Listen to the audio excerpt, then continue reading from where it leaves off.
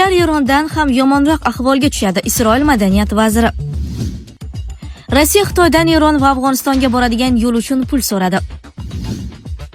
Urushdan keyin ekilgan daraxtlar Yaponiya uchun jiddiy muammoga aylandi. Tramp siyosati ortidan minglab bolalar ota-onasidan ayrildi. AQShda xavotirli raqamlar chiqdi. Dunyoga yangi pandemiya tahdidi yaqinlashmoqda. JSST xavotirli hisobot chiqardi. Dunyo siyosatini biz bilan faol kuzatib borayotgan tomoshabinlarga assalomu alaykum. Videoga like bosing va fikringizni kommentariyada yozib qoldiring. Hozirgi kunda erkaklar orasida eng ko'p tavsiya qilinayotgan vosita Prostamix. 40 mingdan ortiq erkak foydalangan va hammasi rozi. Bu vosita yosh o'tib charchoq bo'ladiganlarga foydali, quvvatni, ishonchni qaytaradi. Natija esa birinchi kursdayoq bilinadi. Kanal obunachilari uchun 50% chegirma. Hoziroq buyurtma bering va chegirmaga ega bo'ling. Turklar Erondan ham yomonroq ahvolga tushadi. Isroil madaniyat vaziri. Isroil madaniyat vaziri Mikki Zohar Turkiyaga qarata keskin bayonot berib, agar Anqara Isroil bilan qarama-qarshi yo'lni tanlasa, og'ir oqibatlarga duch kelishini aytdi. U bu fikrlarni televizion dasturdagi chiqishi davomida bildirgan. Ma'lum qilinishicha, Zohar o'z chiqishida Turkiya prezidenti Erdo'g'onning Isroil siyosatiga oid bayonotlarga ham munosabat bildirib, Anqaraning pozitsiyasini dushman yondashuvi sifatida baholash kerakligini aytdi. U Turkiyaga dushman davlat sifatida muomala qilishni boshlash lozim degan mazmundagi fikrni ham ilgari surgan. Vazir shuningdek Turkiya va Eronni ham qiyoslagan. Erdo'g'on Isroilga kelib, uni zabt etish uchun armiya tuzmoqchi ekanini aytmoqda. Buni sinab ko'rishlari mumkin. Xuddi shunday fikrda bo'lgan eronliklar ham bor edi. Hozir ularning ahvoliga qarang. Agar turklar ham shunday yo'l tutsa, yanada og'irroq vaziyatga tushib qoladi degan. U G'azo masalasiga to'xtalib, Isroil armiyasi haqidagi da'volarga ham munosabatini bildirgan. G'azoda 80 mingdan ortiq tinch aholi halok bo'lganiga oid ayblovlar fonida Zohar Isroil armiyasi tinch aholiga zarar yetkazmayotganini ta'kidlab, Turkiya bizni falastinliklarga zulm qilayotgan bosqinchi sifatida ko'rsatmoqchi, lekin bu noto'g'ri. Biz dunyodagi eng axloqli armiyaga egamiz degan. Rossiya Xitoydan Eron va Afg'onistonga boradigan yo'l uchun pul so'radi. Rossiya Xitoyga Kaspiy dengizi bo'ylab Eronga va undan keyin Janubiy Osiyo mamlakatlariga olib boruvchi avtomagistral qurishni moliyalashtirishda ishtirok etishni taklif qilmoqda. Bu haqda Rossiya hukumat raisining o'rinbosari Marat Xusnulin Qozonda bo'lib o'tgan Rossiya Islom dunyosi iqtisodiy forumida so'z ochdi.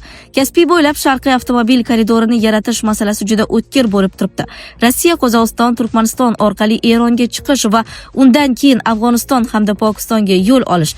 Biz xitoylik hamkasblarimiz bilan nafaqat Xitoy tomonining qurilishida ishtirok etishini, balki mablag' jalb qilish imkoniyatlarini ham muhokama qildik, deydi bosh vazir o'rinbosari.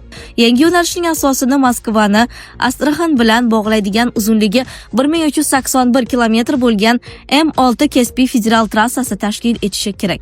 Bundan keyin koridor Qozog'iston va Turkmaniston orqali Eron portaliga hamda Afg'oniston va Pokistonga olib boruvchi quruqlikdagi yo'llarga chiqishi ko'zda tutilgan. Urushdan keyin ekilgan daraxtlar Yaponiya uchun jiddiy muammoga aylandi. Yaponiyada aholining qariyb 43% mavsumiy allergiyadan aziyat chekmoqda va mutaxassislar bunga sabab sifatida Ikkinchi jahon urushidan keyin amalga oshirilgan ommaviy daraxt ekish siyosatini ko'rsatmoqda. 1950-60 yillarda hukumat mamlakat bo'ylab asosan ikki turdagi daraxt, yapon sadri, sugi va Yaponiya sarva, hinokini keng miqyosda ekkan. Bugungi kunga kelib, aynan shu daraxtlar havoga juda katta miqdorda chang chiqarib, millionlab odamlar salomatligiga ta'sir qilmoqda. Har bahor Yaponiya ko'chalarida niqob taqib yurgan odamlarni ko'rish odatiy holga aylangan. Bunga sabab pichan isitmasi deb ataladigan mavsumiy allergiya bo'lib, u ko'z yoshlanishi, burun oqishi, yo'tal, uyqusizlik va diqqat pasayishiga olib keladi. Mutaxassislarning hisob-kitobiga ko'ra, allergiya mavsumida iqtisodiy zarar kuniga 1.6 milliard dollargacha yetadi. O'sha paytda bu qaror iqtisodiy va ekologik jihatdan to'g'ri yechimdek ko'ringan. Chunki urushdan keyin Yaponiya o'rmonidagi daraxtlarning ko'p qismi kesib yuborilgan, tog'lar yalang'och holga kelgan, ko'chki va suv toshqinlari xavfi kuchaygan. Hukumat esa tez o'sadigan daraxtlarni ekib, bir vaqtning o'zida ham tabiatni tiklanishi, ham kelajak uchun yog'och zaxirasini yaratishni maqsad qilgan. Bugungi kunda sugi va hinoki plantatsiyalari Yaponiyaning qariyb 5 dan 1 qismini egallaydi. Eng muhim jihati shundaki, bu daraxtlar 30 yoshdan oshgach yanada ko'proq chang chiqaradi. Allergiya nafaqat noqulaylik tug'diradi, balki uyqusizlik, diqqat pasayishi, ish unumdorligining kamayishi, astma va boshqa kasalliklarni kuchaytiradi. Kasallik sabab ishga chiqa olmaslik, dori xarajatlari va iste'mol faolligining pasayishi mamlakat iqtisodiyotiga jiddiy ta'sir ko'rsatmoqda. Tramp siyosati ortidan minglab bolalar ota-onasidan ayrildi. AQShda xavotirli raqamlar chiqdi. AQShning 145 mingdan ortiq voyaga yetmagan fuqarosi prezident Donald Trampning muhojirlarga qarshi siyosati tufayli kamida ota-onasidan biridan ajraldi. Bu haqda Brookings universiteti tadqiqotida ma'lum qilindi. Ma'lumotlarga ko'ra, 2025-yil yanvaridan 2026-yil apreligacha immigratsiya va bojxona politsiyasi agentlari AQShda 400 mingga yaqin kishini qo'lga oldi. Bu jarayon jami 205 ming bolaga ta'sir ko'rsatgan. Xususan, AQSh fuqarosi hisoblangan 146,635 nafar bolaning ota-onasidan biri yoki har ikkisi hibsga olingan. Ham otasi, ham onasidan ajralgan bolalar soni esa 22 ming nafarni tashkil etmoqda.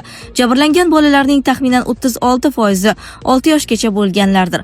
Ota-onasi hibsga olingan bolalarning yarmidan ko'pi 54% kelib chiqishi meksikalik, 25%niki esa Gvatemala va Gonduras fuqarolari hisoblanadi. Ota-onasi hibsga olingan bolalarning keyingi taqdiri nima bo'lishi haqida ma'lumotlar juda kam. Qonuniy yashash ruxsatnomasi bo'lmagan bolalar deportatsiya qilinishi mumkin, biroq ularning aksariyati AQSh fuqarolaridir.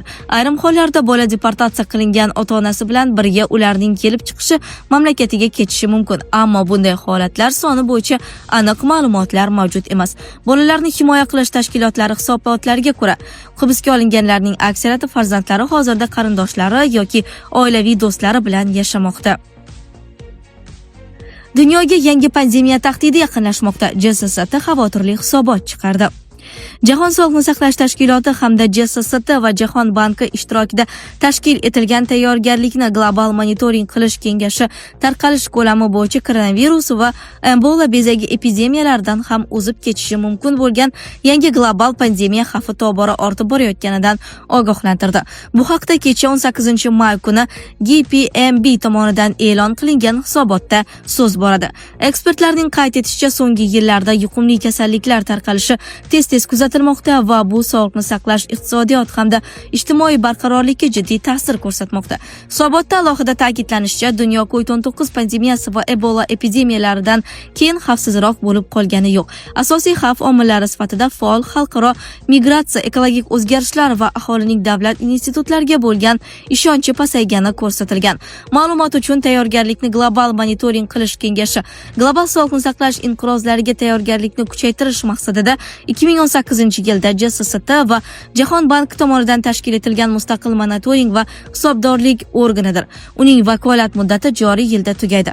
Yuqumli kasalliklarning avj olishi tobora tez sodir bo'layotgani sababli ular yanada vayronkor tus olmoqda. Sog'liqni saqlash, iqtisodiyot, siyosat va ijtimoiy sohalarga tobora kengroq ta'sir ko'rsatmoqda. Shuningdek, ulardan keyin qayta tiklanish imkoniyatlarini kamaytirmoqda, deyiladi hisobotda.